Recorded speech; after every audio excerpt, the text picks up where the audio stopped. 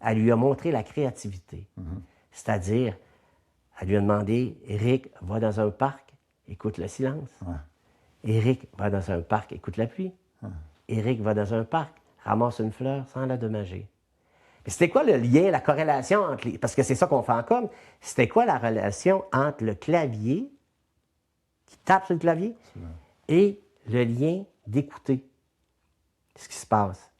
Elle lui a fait découvrir la douceur, la sensibilité. Puis dès lors qu'il avait compris cet aspect-là, il pouvait taper sur le clavier, ou frapper, ou déposer, ou y mettre des émotions. Parce qu'un clavier, c'est sensible. Là, c'était la plus belle corrélation qu'elle ne pouvait pas faire. Mais comme il avait dit, Mme Pelinska était aimante comme un cactus, là. Elle n'avait pas d'allure, cette bonne femme-là. Mais il l'interprétait super bien. Donc, moi, ce que j'ai aimé là-dedans en tant que créateur, c'est qu'il m'a amené dans sa création.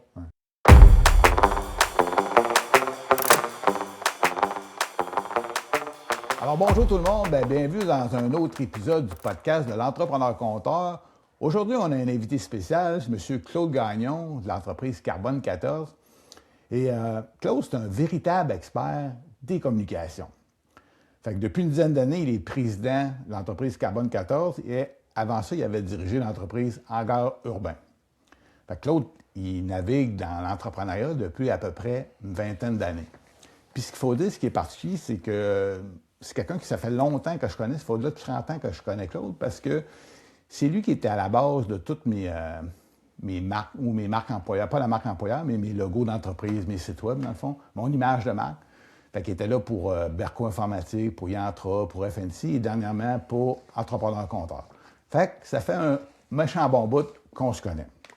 Mais je vais laisser à Claude le temps de parler de son entreprise tantôt, parce qu'il est pas mal meilleur que moi. Fait que Claude, bienvenue au podcast de l'Entrepreneur-Compteur. Comment ça va? Merci Stéphane de m'inviter Ça fait plaisir. à ton podcast. Fait que Claude, entrée de jeu, parle-moi un peu. C'est qui Claude Gagnon? Ou d'où qu'il vient? Claude Gagnon, il vient du Bas-Saint-Laurent, à la hauteur de Rivière-du-Loup. Trois-Pistoles, plus exactement, qui est un endroit c'est très nature. Donc, j'avais accès au fleuve. J'ai passé mon enfance devant le fleuve. Wow! Donc, on avait de la place à penser, à vivre. Donc, c'est ça qui était remarquable. J'ai passé des étés extraordinaires.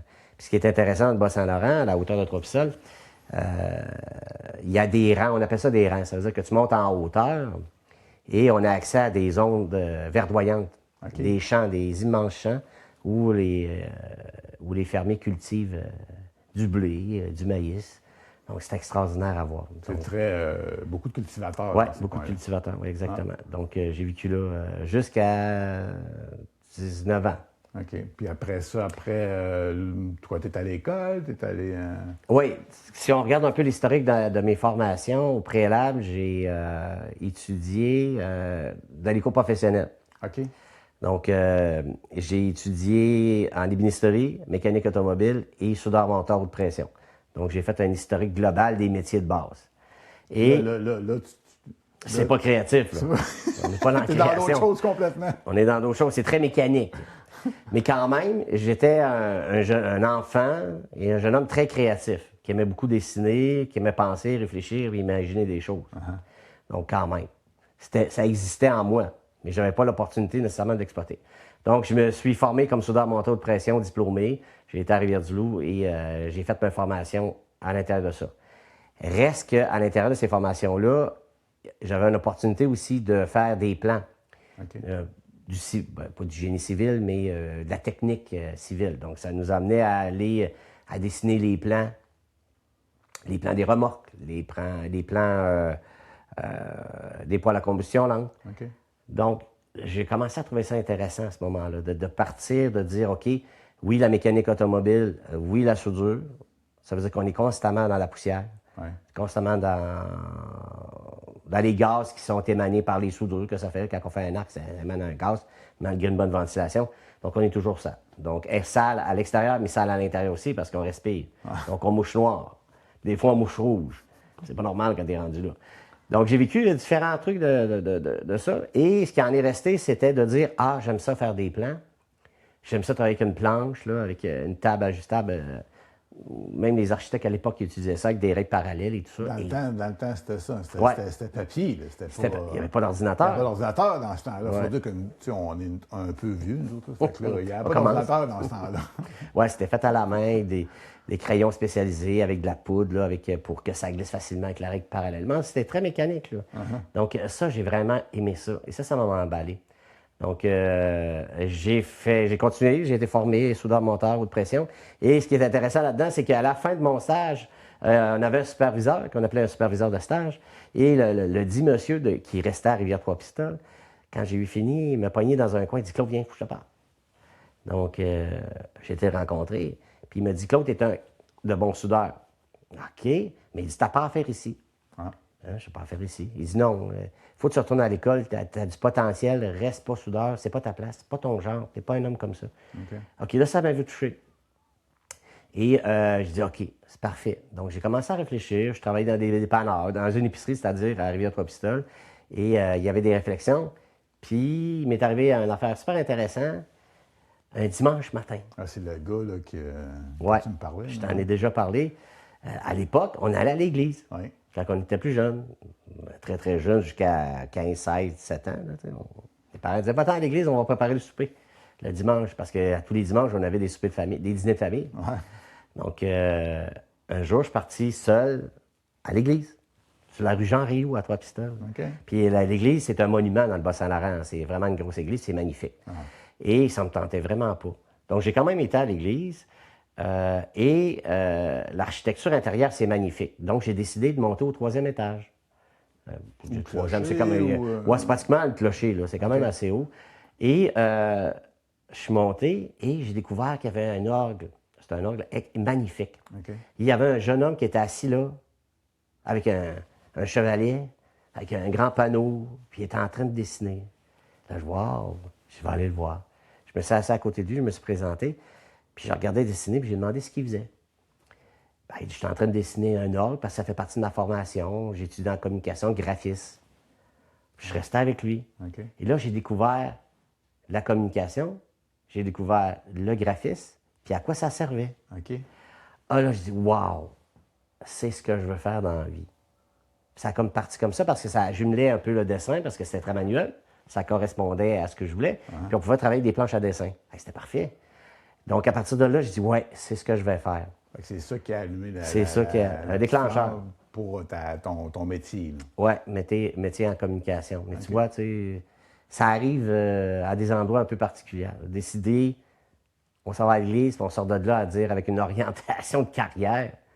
C'est intéressant. Mais c'est souvent, je pense, ces fameux changements-là. Ça n'arrive pas quand on est assis chez nous. Il faut aller dans un autre environnement pour être capable d'amener notre réflexion ailleurs aussi un peu. Oui. Après ça, tu es allé faire ton cours, c'est ça? Bien, par la suite, il y avait Rivière-du-Loup d'ailleurs qui donnait une formation en communication, en graphisme. Mais je voulais pas nécessairement rester dans le Bas-Saint-Laurent, mais j'aimais beaucoup Québec. Okay. La mère de mes enfants a étudié à Québec.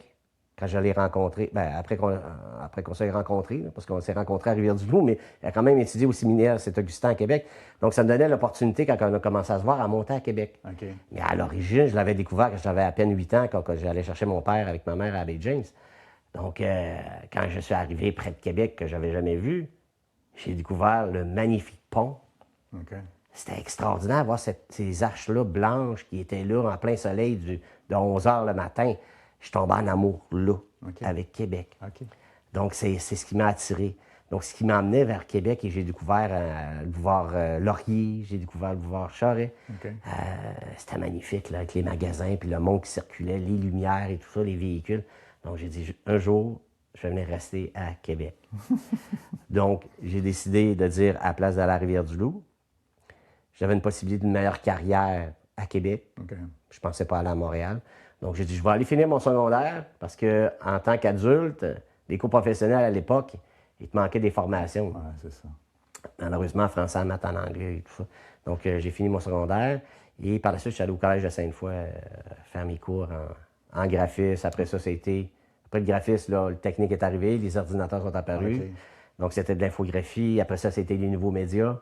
Internet est arrivé. Donc Ça, on était dans les années 80. 1900, ouais, c'est ça. C'est du 1990, Ok, 11, ça. 12, 13. C'est ça. Il y a eu du 14 puis du 15, là. Donc, C'est ça que l'informatique arrivait aussi tranquillement, là, tu sais, mais n'était pas encore... mais il n'y avait pas d'Internet. Non, c'est ça. On l'a vu, ça, hein, de dire je travaille sur une plateforme, sur un ordinateur, puis il n'y a rien de branché là-dessus. C'est local. Tout est local, les applications, c'est déposé sur un disque dur. Puis on avait des disquettes avec le système sur une disquette, puis l'autre disquette, c'était l'application. Il fallait sortir le système pour rentrer à la disquette pour enregistrer. C'était un va-et-vient. Après ça, il y a eu les disques durs internes qui ont commencé. Pour ceux qui nous écoutent, imaginez un monde sans Internet. Ouais. Hein, c'est quand même, c'est peu probable à cette heure, tu sais, quand on connaît tout ça, mais nous, on vient de l'avant Internet, puis on a vécu l'Internet. Oui, il y avait quelque chose de beau quand même. Ça pourrait être un autre podcast. Oui. Ça pourrait être un autre épisode. Ah oui, absolument. Oui. Fait que là, t'es sorti t'as fini ton cours, tout ça, je suppose. Après ça, ben, t'es allé sur le marché du travail. Oh oui, c'est le marché du travail. Oui, c'est ça par la suite. Ben, j'étudiais quand même le soir. J'avais des cours, des formations. Je trouvais ça intéressant, la nouvelle technologie. Elle était là à se présenter à nous. Là. On découvrait cette chose-là. Donc, on avait l'imaginaire, la création, qu'on pouvait maintenant déposer sur un système informatique qui était plus près de ce qu'on voulait créer que du papier, du carton, avec des photos, toutes sortes de médiums, qu'il y en a avec ça. Donc oui, dans les années 1994, 15, je pense, il y avait quand même une crise économique à cette époque. C'était pas évident. C'était pas des années faciles parce que le chômage était quand même assez élevé dans le temps. C'était pas comme aujourd'hui. Je pense que moi, quand j'ai commencé en 80, fin des années 80, on était à 14, 12-14. Ouais, on était encore là-dedans. Donc, tu allais porter des CV, on passait des entrevues, portfolio peu riche. C'est sûr que tu n'avais pas d'expérience. C'est pas d'expérience. On a des projets d'étudiants. Pas de retour de téléphone, pas de relation d'affaires. Parce que c'est intéressant quand ton environnement a des relations d'affaires qui sont dans le milieu ou quelqu'un qui a des connaissances peuvent au moins te donner une chance pour avoir des mandats en communication. Donc, je n'avais pas ça. Donc, un jour, je vais partir quelque chose. Et tu dis un jour, je vais partir quelque chose. Oui. Oui, le jour. Exactement. C'est bon, c'est un bon point. Mais ce jour-là, je l'avais en tant qu'étudiant, hein, ça dit en passant. Là. Je vais partir en affaires un jour. OK. Puis ça vient, je veux dire, qu'est-ce qui fait que tu pensais partir en affaires ou devenir entrepreneur? Oui, c'est un bon point, ça. C'est la liberté de penser. Okay. La liberté de penser, la liberté d'action. OK. Ça a une valeur, ça. Ça a une valeur à découvrir que j'ai découvert dans le temps. Je l'ai découvert. Puis avec ce qui vient avec, on aura l'opportunité d'en parler, mais il faut être un petit peu... Non, je vais garder ça pour la fin, ça. Donc, c'était déjà... des conseils pour la fin. Oui, je vais garder mes conseils pour la fin. Au préalable, c'est ça. Donc, en tant qu'étudiant, j'avais l'intention d'avoir une agence de com. OK. Tu avais cette vision-là. Oui, j'avais cette vision. J'aimerais ça être à mon propre compte puis d'avoir, c'est ça, comme tu sais, ma liberté de faire ce que je veux. Là, puis liberté de faire ce que je veux, ça veut dire responsabilité. On le découvre avec le temps, là, mais il y a quand même ça aussi. Là. Ouais. Donc, à 1994-95, je pense. Là. Après mon cours d'infographie, il y avait un homme que j'aimais beaucoup qui était là, qui voulait démarrer une compagnie qui s'appelait Circus Communication. OK. Moi, j'avais le courage de le faire, mais cet ami-là, d'époque, il avait peur, ou il y avait des contraintes. On a tous nos contraintes, nos peurs. Hein, c'est nos démons qu'il faut rencontrer un jour puis les combattre. Mais moi, j'avais le sang plus d'entrepreneur que lui. Lui, il voulait travailler pour quelqu'un. Donc, il m'a donné son nom. Et je l'ai remercié. Je vais utiliser Circus Communication. OK. Mais à travers tout ça... C'est lui qui avait le nom de Circus? Oui. Après ça, c'est... Il me l'a donné. Il te l'a donné, puis toi, t'es parti avec ça. Il me l'a vraiment donné. OK. Puis j'ai déménagé à Limoilou, c'est à 5e avenue. OK. 300, c'est quoi ça? C'est ça, perpendiculaire à la Canardière, au 3e étage. C'était un bel appartement. Là.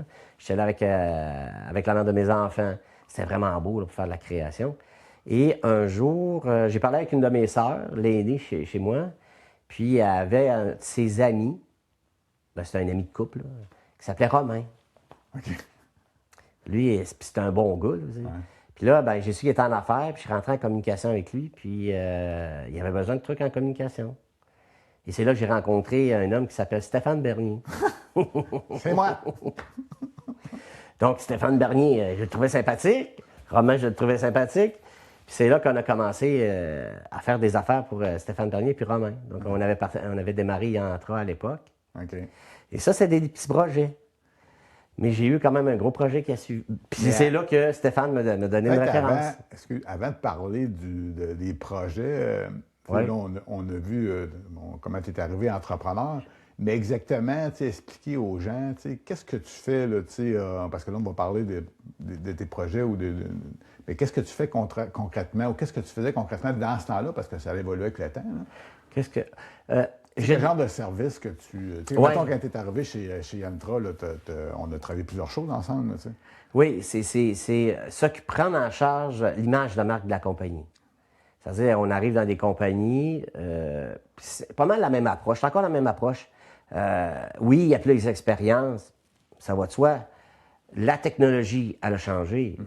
Avant, c'était des crayons de bois. Là, maintenant, c'était rendu des rapidos avec un angle puis une pointe à différents formats. Maintenant, c'est rendu une souris puis un clavier puis un écran. Ouais. OK, mais l'approche, la démarche, la réflexion est toujours la même. Donc, la compagnie, le service que je ferais à cette époque-là, c'est de dire, on rentre dans une compagnie et on réfléchit pour créer la marque. Puis quand on réfléchit pour créer la marque, on voit les lacunes, on voit des opportunités, on voit des outils qui doivent exister, qu'on crée, puis qu'on applique, puis qu'on dépose. Donc, à l'époque, on avait quoi? On avait eu une pochette corpo, un dépliant. Il y avait le logo qui avait Il y avait le logo, nécessairement. Avec, tout le positionnement qui était autour d'eux, là, parce que lui, c'est comme le point central, là, Ouais. pour après, parce que tous les documents qu'on a, parce que dans le temps, on C'était du imprimait, ouais. c'était du papier qu'on donnait. C'était du papier, des cartes d'affaires. Il y avait une pochette d'affaires, des cartes d'affaires, fait que tout découlait de ça, mais à la Ouais. base, on avait créé le logo qui était... Il entrera. Oui, ça, qui était super beau. Ah oui, qui est encore beau. Qui est encore beau. D'ailleurs, je l'ai encore. C'était intéressant. Mais grâce à toi, c'est là que j'ai vécu une expérience d'autonomie. Okay. Parce que, oui, on crée, ça va parce qu'on étudie là-dedans, parce qu'on est un graphiste qui est en affaires. Ça, c'est important. On est un graphiste qui est en affaires. Puis là, ça va changer un jour. Ouais. On le sait pas, mais ça va changer. Ça va changer. Et là, ben Stéphane, c'est toi qui m'avais donné la référence. Hein? Tu avais une référence, c'était M. Bégin d'électromécanique. Électromécanique, oui. Ouais. Parce qu'on avait vendu, là, nous. Oui, c'est ça, l'IAS 400. Oui, on l'a vendu, là. Donc là, je ne sais pas pourquoi tu avais su qu'il y avait besoin de quelque chose, c'est moi qui s'est présenté ou tu m'as donné une référence. Mais n'empêche. Donc, j'ai rencontré ce monsieur-là, très, très sage, là, un monsieur extraordinaire. Là. Puis, il y avait un projet qui m'a fait soumissionner avec une autre agence à Québec, que j'ai remporté. Mais on avait un budget d'environ 20 000 en 1995 ou 96. C'était quand même... C'était pas pire. Là. C'est quasiment 100 000 aujourd'hui. C'était beaucoup. Là, ben, à l'intérieur de ça, ben, oui, on avait le réajustement de la signature qui m'avait demandé, leur logo, Okay. que j'ai complètement changé, ça, dit en passant. J'ai tout changé ça. Ça. J'ai proposé, il a dit oui. Là, tu sais, on avait les dépliants en français, les dépliants en anglais, la rédaction, la traduction nécessairement, la photo, on avait la photo. J'ai mademoiselle Lortie ou Madame Lortie, photographe qui était venue avec moi, il y avait l'impression de tous ces pochettes. Je pense qu'il y en avait 7 dépliants, différents formats, puis c'est une pochette corpo. C'était un immense projet. Donc, j'ai présenté à la soumission, c'est accepté. Je suis arrivé chez moi, j'ai pris la soumission et je l'ai mis sur le bord du bureau. C'est resté là. Donc, je disais bien, j'étais un graphiste qui démarrait en affaires. Donc, un jour, je voyais la soumission sur le bord, puis je travaillais sur mon ordinateur. Et c'est là, ça, c'était un choc. C'était quasiment un bon choc, mais la conscience était activée.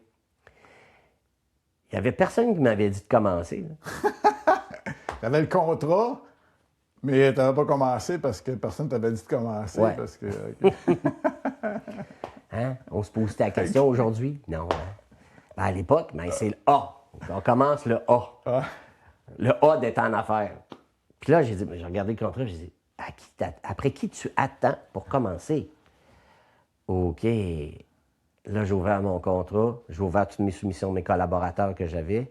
Là, j'ai dit, c'est vrai. Là, il faut que j'appelle au photographe. On a le mandat. Là, j'ai l'imprimeur. OK, on a le mandat. Là, il faut que je me trouve une graphiste pour venir m'appuyer dans ce que va avoir à faire au niveau de la production parce qu'on était rendu à l'ordinateur. Donc, j'ai tout mis ça en place. Donc, là, c'était le chargé de projet qui a émergé de Fallait tout que tu ça. prennes le lead là, sur. Oui. Tu sais, parce que là, tu n'avais pas identifié, OK, il faut que je prenne le lead de mon projet pour le livrer parce que là, tu attendais. Là. Puis ça, c'est la première fois que j'entends. Bien, on a déjà parlé, mais c'est la première fois que j'entends parler de ça. C'est drôle un peu, c'est quelqu'un qui est en affaires, mais qui a apprécié le contrat, puis qui. Ça a pris bien du temps de le décoller avant de recevoir la gordine. Ça a pris une couple de jours. OK. Quand même. Il y a comme un module. Un déclic dans ta tête qui n'était pas là. Ben, ce qui arrive, c'est qu'on est étudiant. Hein? On va à l'école, on étudie, on a des consignes d'enseignants, de la direction, puis il y a toujours quelqu'un qui nous demande fais-le, j'attends le résultat. Ouais. Ramène-moi ta job.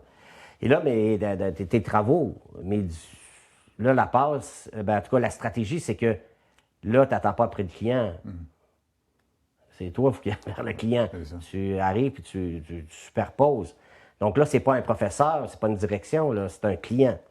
Donc, il y a des choses qui commencent à se mettre en place. Donc, le propriétaire de Circus Communication, il a un petit rôle de rien. Après ça, bien, il a cherché le projet, il commence à avoir un rôle important, mais il y a le designer qui a un gros rôle. Donc, dans une vie d'entrepreneur, c'est-à-dire graphiste en affaires, on va avoir à travailler ça un jour, cette trinité-là. Là. Ouais. On va appeler ça une trinité parce que ça fait un pour l'instant. Ouais. Mais il faut travailler ça un jour ou l'autre. Puis là, à un moment donné, tu vas rencontrer des trucs là-dedans. Donc, on a réalisé le projet. Donc, j'ai engagé une graphiste. J'avais même demandé de l'aide à ma conjointe, la mère de mes enfants, pour me donner un coup de main. Parce que la capacité, c'est de déterminer qui a du potentiel qui t'entoure. Puis là, je l'ai appris à ce moment-là. Ah, mais elle est bonne là-dedans. Bien, je vais y faire superviser tel truc. Ah, celle-là, elle va faire tel truc en infographie. Puis moi, je vais faire le concept. Puis j'ai commencé à découvrir c'était quoi. Fait que là, tu étais dans la gestion. Tu as Ouais. appris, il fallait que tu gères, tu sais, avec des. Mais gère tout croche, mais gère. Pas grave. On gère. On apprend. C'est là qu'on apprend, de toute façon. Donc, ça a été des rôles que j'ai commencé à découvrir. De la gestion, de la planification, un tant soit peu, de la créativité à travers tout ça. Commencer à découvrir l'aspect des chapeaux. Parce que comme un designer peut créer, ça peut devenir très émotionnel ce qu'on crée. Oui. Après ça, quand on prend le chargé de projet, ben lui, il va aller présenter les maquettes. Donc, qu'on devienne un peu plus rationnel, qu'on sache ce qui s'est passé au niveau de la création, expliquer le processus, sans être émotionnel. Puis tu as supposément le gestionnaire qui n'est pas encore gestionnaire, mais qu'il faut qu'il facture, puis gère le dossier. C'est une espèce de roulette là, qu'on vient de découvrir. Donc, l'innocence, elle est là-dedans aussi, hein? Elle est partout. Là. Donc, ça va coûter cher. Parce que ce bout-là, tu n'enseignes pas à l'école. Non. Parce que tu as ton métier, mais tout le fait de gérer, de prendre le leadership, ou ta fameuse trinité que tu parlais tantôt, ça, c'est pas enseigné à l'école. Non. Mais tous les entrepreneurs passent un peu par là, dans le fond, puis ils sont bons à quelque part là-dedans. Ils sont meilleurs là que là. Exactement. Donc là, on voit ce qui se passe, puis on réalise des projets et tout ça. Là. Après ça, les enfants arrivent. Mais j'ai une question par rapport à... Parce que tantôt, on nous parlait un petit peu, là, puis, mais j'aimerais ça te dire, qu'est-ce qui a fait que M. Bégin, il t'a pris? C'est-tu une question... OK, oui, il y avait une question de prix qui était relative à ça. Mais au-delà du prix. Oui. Je pense qu'il y avait un fit. OK.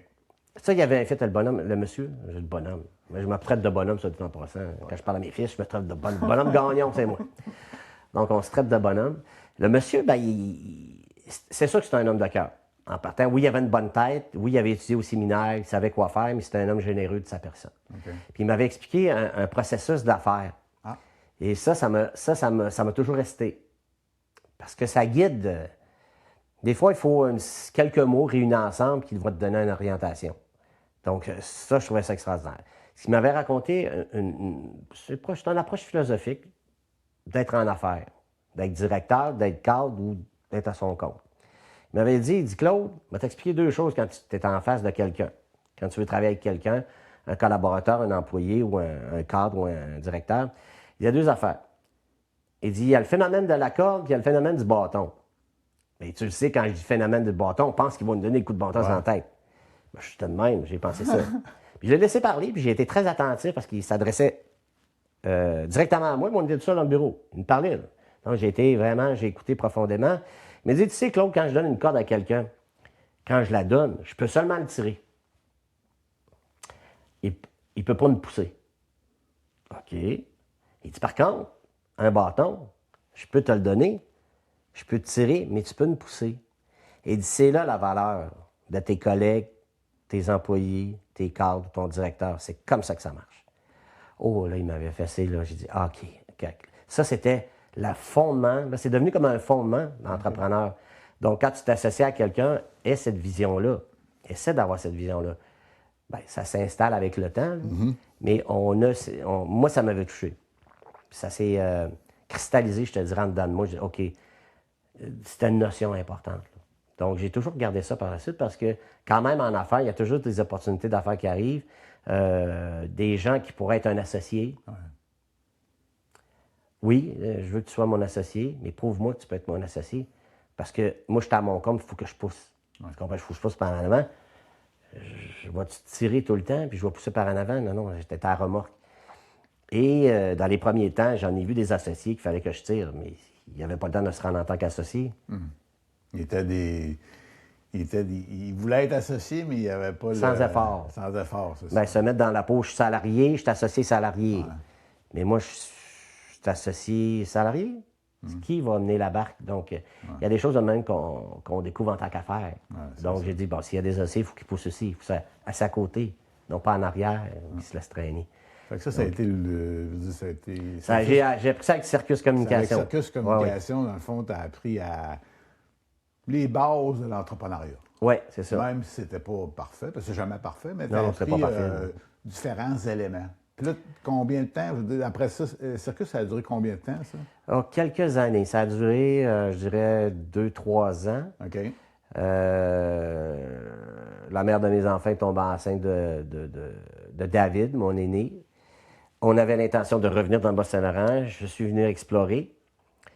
Mon portfolio que j'avais était trop gros pour le Bas-Saint-Laurent. OK. Parce que quand j'arrivais dans une agence dans le Bas-Saint-Laurent, à un moment donné, ils me montraient leurs affaires. Puis ça, c'était très intéressant parce que le monsieur en question m'avait montré une pochette corporative, 4 couleurs, 4 couleurs process laminées, conventionnelles, 2 volets, je pense, c'est 9-12, je pense, de mémoire, parce qu'on n'en fait plus. Ah, là, le bureau il était en effervescence. Moi, j'arrive, j'ouvre mon portfolio. Un autre. Seulement le projet d'électromécanique de M. Bégin, c'était 10 fois plus gros que ce petit projet-là, là, avec des laminages, toutes sortes d'affaires, là. Plus le reste que j'avais. Là, il m'a dit, Claude, viens-ten. J'ai été travailler là, pigiste, mais je cadrais pas. Là. Non, je cadrais pas. Je dérangeais trop. Là, non. Tu avais trop tes idées. Puis... Je dérangeais trop. J'avais une approche créative qui n'était pas faite pour le Bas-Saint-Laurent. Tout simplement. Je me disais, je cadre plus pour parce que c'est sûr que, comme tu disais tantôt, avec M. Bégin, tu fitais. Avec moi, oui, c'est le côté... On fait ensemble. Mais mettons, parce que faut voir au-delà, puis il faut être capable de travailler avec des gens qui sont capables d'aller, je suppose, assez loin. De ce sens-là. C'est la relation d'amitié. Ben, OK. Une relation, je vais dire d'amour, admettons. Là. On fit. Il y a un fit en affaires, on le sait, les gens qui sont en affaires, puis ceux qui nous écoutent, il faut qu'il y ait un fit avec la personne en face. Puis on en parlait tout à l'heure, c'est très important. Il faut quand même le dire. Mais quand tu pars en affaires, tu découvres ces choses-là. Là. Hein, je l'aime bien, mais pourquoi? Lui, je me sens pas à l'aise, mais pourquoi? Puis là, tu finis par t'enrichir, parce que l'autre qui ne t'aime pas, puis tu travailles avec, il t'enrichit. Oui. Parce qu'il t'aide à voir, à éclairer ton chemin. Ça, c'est terminé, je ne veux plus faire affaire avec ce type d'individu-là. Lui, oui. Ouais. Puis là, ben, tu te mets à la recherche de ces profils-là. Ça prend des années, ça. Oh, oui, c'est ça. Parce qu'il y en a qui ont l'air de ça, mais c'est pas ça. C'est ta propre connaissance de soi, à un moment donné, qui fait que tu décides d'aller à gauche ou à droite, dépendamment des individus. Mais après, fait que tu étais un bout à la pige, quoi? Oui, j'ai fait de la pige là-bas. Okay. Et donc, j'ai fait de la pige dans d'autres agences. Il reste qu'on a un profil entrepreneur. Mm-hmm. Puis ça ne s'efface pas, ça. Non. Puis un entrepreneur qui travaille pour un entrepreneur, il peut arriver il y a un phénomène. Mais c'est un phénomène normal. C'est un phénomène je vais dire d'émanation. Tu sais, t'as ton style, il y a son style, puis des fois, ça se coordonne pas. Si ça se coordonne, on peut devenir associé, ou surtout en création, là, tu sais, on a des visions, je l'invite toutes les couleurs, là. On va passer l'entrevue, là. T'es pas assez ci, t'es pas assez ça, t'es trop, bon, OK, c'est correct, tout simplement, vous voulez pas m'engager, m'engagez-moi pas, c'est correct, dis-moi là. On a vu toutes les couleurs. Mais oui, il y a des fêtes. Donc, j'ai fait, oui, de la pige dans le Bas-Saint-Laurent, je pense 6 mois. Par la suite, ma conjointe, la mère de mes enfants, ben, elle a accouché de de David. Et là, j'ai dit non, là, je ne peux pas être à mon compte encore. C'est beaucoup de travail. Hein? Puis c'est à des petits bébés qui viennent au monde. Là, ça veut dire que tu vas peut-être manquer des morceaux. Pourquoi je dis ça? J'avais un historique. Mon père travaillait à Bay James, donc c'était la maman à la maison, puis lui, dans l'extérieur, il n'était pas là, puis je comprends, parce qu'il fallait qu'il nourrisse la maison, les enfants et tout ça. Et j'ai dit non, ça ne me tente pas de vivre ça. Donc, j'ai été travailler pour une agence à Québec qui a été vraiment extraordinaire. J'ai vécu une belle expérience là, pratiquement 8 ans. OK, quand même. Oui, c'était un beau petit bureau à Sainte-Foy. C'était pas une grosse équipe. J'ai eu le temps de vivre mon expérience, passer d'entrepreneur à être un employé. La directrice artistique qui était une des propriétaires, elle m'a quand même donné le temps de m'ajuster. Parce que être décisionnel d'un ensemble, étant soit peu que tu sois organisé ou pas, tu es décisionnel. Ouais. Tu décides d'où tu vas. Alors, quand tu rentres comme entrepreneur ou d'homme d'affaires, tu rentres en tant qu'employé, tu t'assois dans une chaise d'employé. Ça veut dire qu'il y a un cadre, il y a un couloir qui s'installe devant toi. Tu fais ça, tu fais pas autre chose. C'est quoi la... Tu sais, je vais sauter là-dessus, mais je veux dire, là, tu es entrepreneur, tu t'en vas travailler. Bien, puis juste entrepreneur, c'est un peu la même chose. Puis là, tu t'en vas travailler pour quelqu'un, mais qu'est-ce que tu as... C'est quoi le niveau d'adaptation que tu es obligé de faire pour être capable de cadrer? Parce qu'on sait que c'est pas pantoute la même affaire. Là. Tu décides de tout ou avec les risques, tandis que là, tu vas travailler pour quelqu'un, il y a des trucs, fait quelque chose dans toi qu'à un moment donné, il faut laisser aller. Là, oui, laisser aller. On parle pas avec les fournisseurs, on parle pas avec les clients. Là, tu es attitré à dire t'es designer, t'es DA, directeur artistique. Là. Donc, tu fais la recherche graphique. T'exposes à ton directeur artistique, là, parce que moi, j'étais graphiste. Là. Avant d'être DA, j'étais graphiste. Tu fais tes recherches, tu présentes, tu valides. OK, oui, ton orientation est bonne. Donc, c'est ça le cadre. Tu le fais. Mais il reste que c'est beau, là. Mais l'émotion que tu vas vivre, que tu ne parles plus à personne, là, à l'extérieur, c'est... Parce que moi, je me suis rué, on dit rué des brancards. J'ai le sentiment là, que hey, je fais pas l'affaire, hey, telle affaire. Oh là, je suis tout croche, est-ce que ça va être correct? Il y a l'adaptation. Ça, je suis quasiment après 1 an. Ça. Puis le fait que, je veux dire, parce qu'on sait que quand on est entrepreneur, tu sais, oui, on a une forme de liberté, mais en même temps, on a quelque chose en dedans de nous qui nous dit, tu sais, qui veut faire qu'on veut changer quelque chose, mais qu'on veut tracer notre propre voie. Quand on travaille pour quelqu'un, c'est plus comme ça que ça travaille, là, tu sais. Ah non. Parce qu'il y a quelque chose en dedans de toi que tu as dû, nonobstant que tu ne pouvais pas parler à certaines personnes, ça c'est correct, mais en dedans de toi, il y a eu quelque chose qui a dit que tu as dû mettre de côté en attendant. J'ai mis en veille. Avant de l'ouvrir. Ah oui, j'ai mis en veille, mais j'avais des bonnes veilles. Pour mettre ça en veille, j'avais mon plus vieux qui est arrivé, le petit garçon, puis il y avait la famille, la maison, puis il y avait des facteurs là, qui mettaient ça de côté. Qui te permettaient de faire ça sans que ça soit... Puis un salaire régulier, on ne stresse pas, mais on roule notre affaire. C'est ça qui a mis ça en veille. Mais un jour ou l'autre, l'entreprise allait moins bien. Le développement des affaires allait moins bien. C'est ça que tu apprends grâce à eux. Parce qu'eux t'enseignent des affaires aussi en tant que business. Là. Tu peux être là comme observateur, employé-observateur de la gestion. Tu peux l'observer. Ça, tu t'as appris, là, je veux dire? Là-dedans, oui, je les ai regardés. J'ai regardé comment ils faisaient. Il y a des choses que j'aimais, des choses que j'aimais pas. Des choses que j'aimais pas, mais qui étaient pratiques. Parce que ça peut être pratique, même si j'aime pas ça. C'est réaliste. Parce que si tu as un employeur qui a du poignet, que ce soit un homme ou une femme, il a du poignet, mais tu l'aimes pas, son poignet. Peut-être qu'un jour, tu vas avoir besoin de son poignet. Ça, c'est des choses que tu dois apprendre. Mais c'est avoir du poignet en affaires. Ça fait mal au début quand on l'utilise. Qu'on soit en communication, qu'on soit en création, qu'on soit en informatique, en mécanique automobile, il faut avoir du poignet un jour ou l'autre. Moi, je me rappelle, il y a des choses que je n'aimais pas. Mais un jour... Quand tu dis avoir du poignet, c'est... prendre des décisions. C'est-à-dire que là, c'est assez, on procède, on avance. C'est assez, je ne fais plus affaire avec toi. C'est assez, il faut changer un truc dans la compagnie. C'est ça, avoir du poignet. Il faut avoir le courage c'est de prendre des décisions pour bien de l'organisation, même si ça fait mal à quelque part. Tu sais. Et ça, c'est de l'ABC d'affaires, parce que je commençais en affaires. Mais ça, il y a des choses qui sont restées là et j'étais conscient. J'avais cette conscience-là, par exemple, qui m'habitait. Donc, c'était bon. Donc, j'ai fait 8 ans. Mais après ça, l'entreprise. Le développement des affaires, là, c'est fondamental. Qu'est-ce qui t'a amené après à dire, après 8 ans, tu avais ta famille et tout, mais que les enfants commençaient à vieillir aussi un petit peu, là. Mais qu'est-ce qui a fait qu'elle disait, à un moment donné, OK, là, parce qu'après, tu as redécollé, là.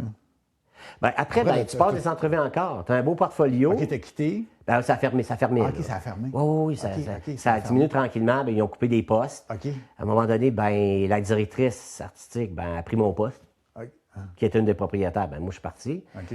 Puis là, ça a commencé à descendre tranquillement, mais j'ai su que ça avait fermé. Bon, OK, c'est correct. Donc là, ben, tu recommences. CV. Fait le tour du marché pour voir un job. Oui, c'est ça. Et là, ben, il y a des choses qui commencent à se manifester. Donc, on a une routine qui est établie pendant 8 ans. Le matin, tu te lèves du lundi au vendredi, tu travailles la semaine, tu travailles les soirs, puis parfois les fins de semaine. Tu as une routine qui est là. Donc, tu as un deuil de ta gang. Là. Ouais. Tu ne les vois plus. Là. Ouais. Tu sais, je me rappelle, moi, José et Marie, je les adorais. Les autres, là, je les vois plus. Là. Ouais. Donc là, tu dis, OK. Après ça, tu te retrouves dans d'autres agences. Tu as des offres. Puis là, ben, il y en a qui veulent t'avoir. Mais tu te dis, ben non, je t'aime pas. Ça, c'est bon. Hein? Mais je trouve ça bon parce que c'est pas tout le monde qui vont.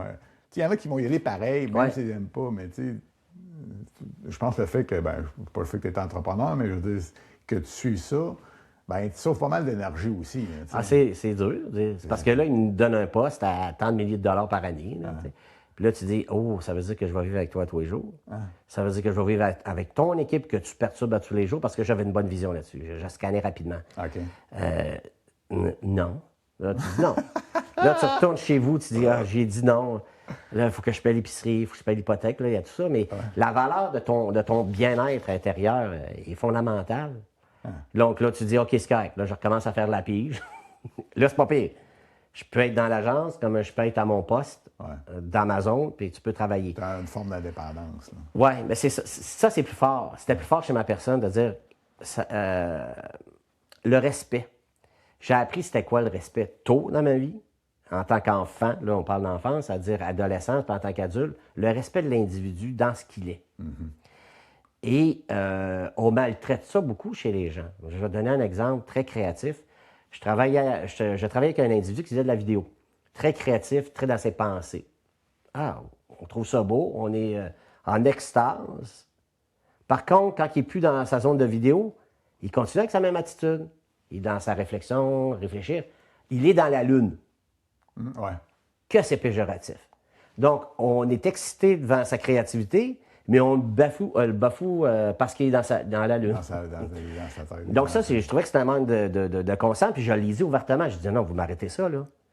Vous ne pouvez pas endommager ce que vous aimez dans la création de cet individu-là. Puis là, je vois des têtes, ça allumait des choses. Donc, pour moi, c'est ça. Donc, en tant qu'employé, c'était de dire, il faut respecter les gens. Il faut les respecter. Je trouve ça intéressant que tu parles de respect parce que, mettons, si on se répercute si on se positionne aujourd'hui, en 2026, là, je veux dire, tu penses-tu qu'il y a encore du respect, je veux dire, tu sais, moi, c'est une de mes valeurs, mais des fois, j'ai la misère à me retrouver dans... Je trouve qu'il n'y a plus grand monde qui respecte grand-chose. Je pense que c'est vrai. Pour ma part, c'est vraiment individuel. Okay. Avant de démarrer, parce que c'était Hangar Urbain qui a démarré par la suite, je pense que c'est vraiment humain. C'est vraiment un profil humain. On pourrait aller en psychologie ou en biopsychologie, mais on ferait un profil. C'est vraiment individuel. Il y a des individus qui sont de cœur, qui sont généreux, qui sont naïfs, tandis qu'il y a des gens qui sont très égoïstes, égocentriques, puis ça va fonctionner, leur entreprise, parce qu'ils sont très égoïstes, égocentriques, ils font leurs affaires. Tout dépendant d'où tu te trouves, où tu cherches, tu trouves le juste milieu.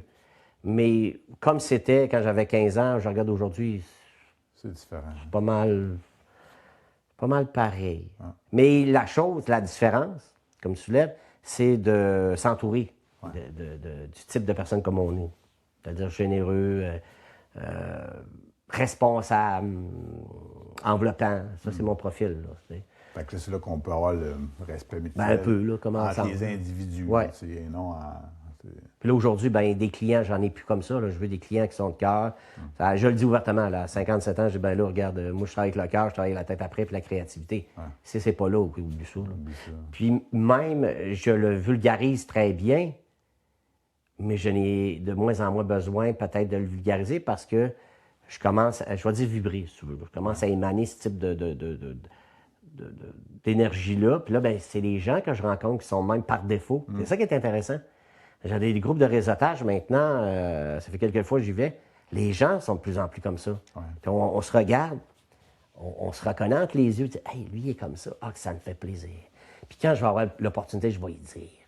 Parce que ça fait du bien de le dire. Puis là, on va être content de le recevoir parce que c'est vrai. Ben, je dis c'est vrai, en tout cas, c'est une certaine vérité. Là. Fait que la connexion ou la... Il y a une connexion. On dit souvent un fit en affaires. Là. Ouais. C'est comme nous autres, on l'a eu, mais arrête d'utiliser, c'est un fit. C'est venu à la mode, puis là, on est dedans, là, mais c'est merveilleux. Avec le temps, on découvre un peu là, ce genre de truc-là, puis on est capable de le percevoir plus. Là. Tu sais, quand on est, mettons, je ne veux pas classer les âmes, mais mettons, quand on est plus jeune, il y a des choses qu'on ne perçoit pas, là, comme la beauté, des fois, quand tu vieillis un peu, tu perçois un peu plus ces affaires. Et là, tantôt, tu me parlais, t'as reparti à la paix, après ça, c'est-tu là que t'es arrivé en gare urbaine après? Parce que je suppose que t'avais le goût de faire d'autres choses? Bien, il est arrivé un petit facteur un jour pendant que la compagnie pour qui je travaillais pratiquement 8 ans, il y avait ça décline. Ouais. Puis si ça décline, ben il y a un système qui embarque, en tout cas pour ma part, le système créatif qui embarque. Bien, j'ai dit, si ça décline, il y a un potentiel que je parte. Puis dans le potentiel que je peux partir, dans mon tableau indicateur, ça disait, tu vas aller travailler pour quelqu'un ou tu repars à ton compte. Donc un jour, j'étais en train de travailler sur un logo pour un client. Je travaille avec des formes géométriques et j'ai fait un H. Très, très simple, H, des bâtonnets. OK. Il y en avait 4 à la verticale, puis 1 à l'horizontale. Si tu viens, c'était comme ça. C'était très épuré. Et là, la compagnie a commencé à décliner. Puis un jour, j'ai pris le dictionnaire, j'ai dit, il faut que je me trouve une autre compagnie, peut-être. Puis j'ai commencé à chercher dans les H. J'ai trouvé hangar. C'était intéressant, ça. Puis je dis, mais je suis en ville. Là, j'ai commencé à faire d'autres recherches, puis j'ai trouvé urbain. Ouais. Donc, c'est devenu hangar urbain avec le H au-dessus, très épuré. Ah, là, c'est intéressant. Donc, j'ai mis ça de côté, puis là, ben, ça a décliné. La compagnie a fini par. Fait que ce qui a été le déclencheur, c'est le début de la création de ce logo-là qui t'a amené à... Oui, il faut que ça sorte, hein? Ouais. Ça doit, comment je pourrais dire, je vais dire canaliser, mais ça doit se déposer à un moment donné dans toi, tu amènes ça dans la conscience, on va l'appliquer. Donc, est-ce que je vais aller travailler pour quelqu'un? Oui. Comme tantôt, j'avais un poste dans une agence à Québec à mal offert, j'ai dit non. Donc, ça t'expulse d'une certaine zone. Puis, il y a un deuil à faire. Est-ce que je vais être un employé avec un salaire, mais tu vas avoir des commentaires de différentes natures? Est-ce que ça te tente? Ou tu t'en vas à ton compte, ben là, il faut que tu développes. Il faut que tu travailles pour travailler, parce qu'il y a une étape, hein? Tu travailles avant de travailler. Ça veut dire que tu n'es pas payé. Là. Non. Ouais. C'est le fun, ça. Tu fais 30 heures, là. Ouais. Hey, j'en ai une bonne à te compter pareil. Je m'en rappelle, là. Les 3 premiers mois que j'ai démarré ma compagnie, oui, on avait de l'assurance emploi, ma blonde travaillait. Je me suis fait 150 pièces au bout de 3 mois de salaire. Comment? 150. Un mois, 50 pièces, deuxième mois, 50 pièces, troisième mois, 50 pièces. Et à la fin des 3 mois, je me suis fait ma paye. Ah! 150 pièces. OK. Je l'ai pris en photo. J'étais content. 150 pièces pour 3 mois. Ça veut dire, l'année était commencée en janvier, février, mars, 150 pièces. Winner au bout. J'avais le mort aux dents, là. Donc, c'est ça. Donc, j'ai décidé d'être en affaires, d'ouvrir un compte commercial, m'enregistrer et compagnie. Mais là, c'est intéressant, je vais finir là-dessus en disant, mon année financière que j'ai fait à 150 pièces, j'ai fini en décembre avec 75 000. OK. C'était pas pire quand même. Ça a roulé, là. Ça s'est activé à un moment donné. Bravo. Mais tu te sentais-tu, tu devais te sentir un peu... je veux dire, c'est sûr quand on dit on a 150 pièces, t'as comme pas le choix. T'as une famille, t'as des paiements, t'as des trucs, t'as des petits à payer. Tu te dis, OK, bien là, il faut que je fasse quelque chose. Là, Ah oui, ça pousse un peu, je pense. Hein? Ça se peut-tu? Oui, ça pousse. Mais c'est le fun parce que l'énergie qui était émanée, j'avais émané cette compagnie-là, je sais pas si, à la fin, je me suis dit, c'était peut-être pas super une bonne idée, mais c'était un actif. C'est-à-dire que j'ai démarré cette compagnie-là en gare urbain, moi, la mère de mes enfants, puis mes enfants. Okay. C'était une compagnie à 4. Okay. C'était l'énergie, tu sais, je faisais ça pour la famille. OK. OK? Donc, c'était un stimulant. OK.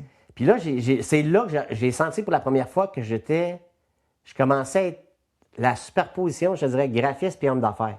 C'est là que je l'ai senti. Ah, OK. L'homme d'affaires prenait plus la place dans son être. Donc, mon être, oh, là, je commence à être un homme d'affaires. Là, je le sens. Là, je goûte à ça. Ouais, là, c'est là. J'ai aimé beaucoup ce feeling-là de dire, OK, là, je suis autonome. C'est-à-dire que j'ai un compte commercial. Ouais, OK, j'ai des clients. OK. Je me fais une paye, OK, je le mets dans notre compte conjoint, on paye nos affaires.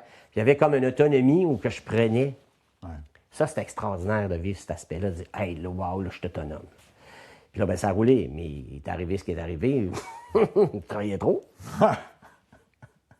Oui. Là, j'avais pas la notion de comment dirais-je, de donner de la job, répartir la job, donner des dossiers à différents individus. Mais tu sais, du 35, oublie ça, là, on est rendu dans 60, 70, 75, 80. Puis là, tu fais 35 heures en 2 jours et demi, genre, un peu sauté. Là, tu fais des journées de... Tu sais, de 6h30 jusqu'à 11h30, minuit, tout le temps. Là, toc, toc, toc, toc. Puis le lundi, il recommence. Puis là, tu penses que tu es rendu le mercredi, mais c'est le lundi. Ou tu penses que c'est peut-être dimanche, mais c'est mercredi en réalité. Là, tu viens désorienter. Je m'en rappelle, une fois, j'avais été voir un client, j'étais dans mon agenda. Je suivais mon agenda, mais c'était pas la bonne journée. Oh boy. J'arrive chez le client, il dit, qu'est-ce que tu fais là? Ben, je vais te rencontrer, nous sommes mardi. Non, nous sommes lundi. Je dis vraiment, tu perds le nord. Trop travaillé, t'as perdu J'ai perdu le nord. T'as perdu le temps, la gestion du temps. Ah oui, mais j'avais mon agenda, je la tenais. Mais quand tu perds le nord, c'est que tu peux sauter une journée dans ton agenda, mais tu n'es plus là. Je dis pas que tu es efficace, là. On ne parle pas d'efficacité, ni d'efficience. Tu es là, tu pointes ta journée, tu es sur le radar, puis tu commences. Parce que si tu te couches à minuit et demi, tu te relèves à 6 heures, il faut que tu te réveilles avant 6 heures en passant. Ouais. Tu ne couches pas avec ton ordi, tu te réveilles à 5 heures, 5h30, tu pars, tu vas t'asseoir, tu commences. Là, ça a donné que cette journée-là, j'ai bypassé un lundi, je me suis retrouvé le mardi, ou en tout cas, OK. de mémoire. Ah, vu que, en fond, tu travaillais pratiquement tout le temps. 7 sur 7, ben là, tu sais, tu sautes une journée. Complètement du temps. Ah oui. Ça, j'ai jamais entendu. Ça, c'est bon. C'est un peu... Mais ça n'avait pas d'allure. Tu peux faire ça 1 an, 2 ans, 3 ans, mais à un moment donné, il arrive une cloche. Ça te rattrape, là. Ça fesse.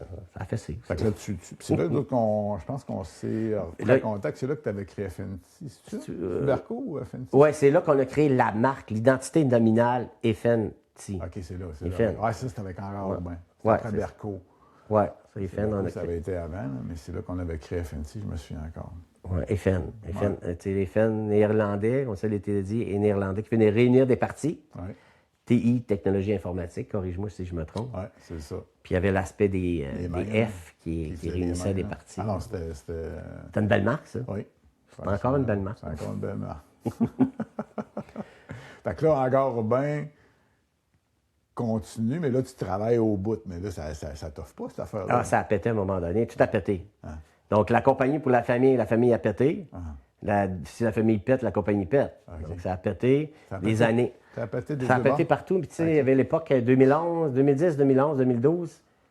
C'est sûr qu'économiquement, ça allait pas super bien. Je sais pas si tu t'en souviens. Oui, c'est sûr. Ça va sauter en 2008 avec toutes les banques puis les États-Unis. Les États-Unis, ça avait été tough après. Là, on a eu... ça a émané jusqu'ici. Oui. Ça a irradié jusqu'ici. Oui, au niveau économique, ces années-là ont été difficiles. Oui. Donc là, on avait des faillites. Là, j'avais des faillites de clients. J'avais des faillites de fournisseurs. Donc, puis moi, la super stratégie que j'avais développée chez Hangar Urbain, je me faisais payer à la fin de la job.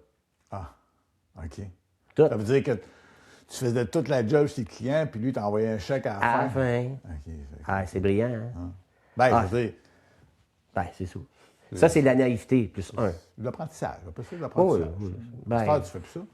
Non, je fais plus ça. Non, arrêtez ça. Assez vite. Mais donc là, à ce moment-là, ça m'a amené vers le... J'ai eu du fun. Là. Donc là, on a reçu des téléphones faillite, on a reçu des enveloppes, puis j'ai fait faillite d'une pièce dans 100 piastres. Là, tu perds à coup de dizaines, en tout cas. Fait que ça a été... Là, j'ai arrêté. Ça a été la fin d'Hangar Urbain? Oui, là, j'ai arrêté. J'ai dit, ça se peut pas, là. Mais ça se peut pas, mais à un moment donné, il faut que tu aies un temps de réflexion. Pourquoi c'est arrivé? Puis là, j'ai fait tel truc, c'était pas bon. Comme la comptabilité, c'était pas bon. Là, l'enregistrement, c'est pas bon. Il y a eu plein de facteurs. Là, j'étais saturé. J'ai tout fermé. On arrête tout ça. Puis je m'en vais me reposer. Parce que là, je veux dire, la famille, c'était arrivé en même temps aussi. Ah oui, je me suis séparé en même temps. Les clients partaient, les faillites. Ça a fait assez dur. Puis le burn-out, j'ai fait un shutdowné là-dessus aussi. C'est parce que le signe, c'est 80. C'est comme normal. Là. Ben oui, mais 80 à 15 heures semaine. Ça a fait ça. Oui, mais puis, tout ton environnement basculait aussi. Oui, tu avais famille, ce que tu avais bâti, ce que tu avais bâti comme entreprise, tous tes paramètres partaient d'un coup. Fait que c'est sûr que tu shot. Ah oui. Tu n'as pas le choix. C'est cool. Tu dirais-tu que ça a été un de tes moments les plus difficiles? Ah oui, absolument. Dans ma vie, ici, maintenant, c'était une période... C'était une nécessité, par exemple. Ouais. Oui, c'était du cumulatif, mais il fallait que ça cesse. J'ai été jusqu'au bout. La persévérance a des limites, puis il faut voir un jour ou l'autre. Tu dois voir ce qui se passe. Puis d'espérer également que ça va se libérer quand ça pas être libéré. Ouais. Ça va être arrêté. Ça a duré combien de temps ta période? C'est 2 ans, okay. Un gros 2 ans. Un gros 2 ans, mais là-dessus, ben, tu évalues, tu rencontres des gens, des spécialistes, tu poses des questions. Il y a un processus, là, 2 ans, 3 ans. Mais tu sais, on pourrait dire que ça a duré 5 ans. Du début jusqu'à la fin, mais toute l'expérience que tu as appris, tout ce que tu as filtré, puis tout ce que ça t'a aidé comme entrepreneur, puis avec la vision, ben, c'est du bénéfice. Mais il faut être assez intelligent pour en faire un bénéfice. Puis Dans ce temps-là, tu ne après. pensais pas à ça. Non, pas tout. Là, tu voulais juste sortir. Alors, sors-moi de ce corps-là, au plus vite, de cette circonstance-là. Là. Mais je ne savais pas, ce bout-là, je le connaissais moins. Je sais que tu avais vécu des affaires difficiles. Là. Ça, c'était période. J'ai quasiment une émotion quand tu me contais ça, parce que ça me rappelle mes affaires à moi. Je veux dire, je dis, puis je regarde Claude aujourd'hui. Il est en vie, excusez, il est en vie, là, il vit ses affaires. Ah oui, on en vit encore. Hein? C'est beau. Malgré le fait que, mais souvent, il émerge du beau après ça. Après ça, il a émergé d'autres choses qui étaient aussi beaux que ce que tu avais. Parce qu'en Robin, c'était le tremplin pour faire d'autres choses après. Là, ah oui, mais il y avait un homme que j'avais rencontré qui m'avait coaché beaucoup. L'ABC du coaching, lui, il l'avait. Il était extraordinaire. Puis il m'avait fait des corrélations. Puis entre autres, il disait, Claude, t'as fait ta compagnie pour qui? Ben, pour ta famille. Tu t'es séparé. Ta compagnie, elle sert à quoi? Elle ne sert plus à rien. Ah! Mais, corrélation pour corrélation, je dis, ah, mon Dieu, c'est que c'est vrai. Ah. Ça veut dire qu'il faut que ça change. Il y avait des choses qui ne fonctionnaient pas. Mais il fallait que ça change. Mais comme entrepreneur, puis avoir du caractère, parce que l'entrepreneur commence à dominer, il finit par émerger, lui, l'entrepreneur. Ouais. Là, il y a des rôles qui commencent à être inversés. Là, tu dis, je suis un entrepreneur, je suis un homme d'affaires. Ah, en communication. Tu entends? Là, tu vois le flip. Le flip se fait. Tu dis, là, moi, là, je suis en affaires. Ouais, en communication. Moi, je suis un entrepreneur, puis là, tu te répètes. Hein? Moi, je suis en affaires, je suis un homme d'affaires qui fait des communications. Puis je suis un homme d'affaires qui fait des communications puis qui a un potentiel à faire autre chose. Oh! Hein, parce qu'il y a d'autres idées. Ouais. Donc, là, tu commences à aller à la bonne place. Donc, là, par ça, j'ai été travailler pour une compagnie à Québec qui s'appelait Boom Communication, avec Claude-Élisabeth Bouchard, une femme extraordinaire. C'était tellement drôle. J'avais 40 quelques années. 40 quelques années, puis je le dis, 45 ans peut-être environ. C'est ça, 45, 47? Ouais, à peu près 44. Et dans le milieu du graphisme, dans le milieu des communications, 44, 42, 43, t'es fini, t'es plus bon, là. T'es invalide, là. T'es plus capable de créer, là. C'est comme les sportifs de haut niveau, à un moment donné. Hey, là, je commence, moi, là. Puis j'aime ça, la création, là. Puis t'es en train de puis tu passes des entrevues, là, mais t'es trop vieux.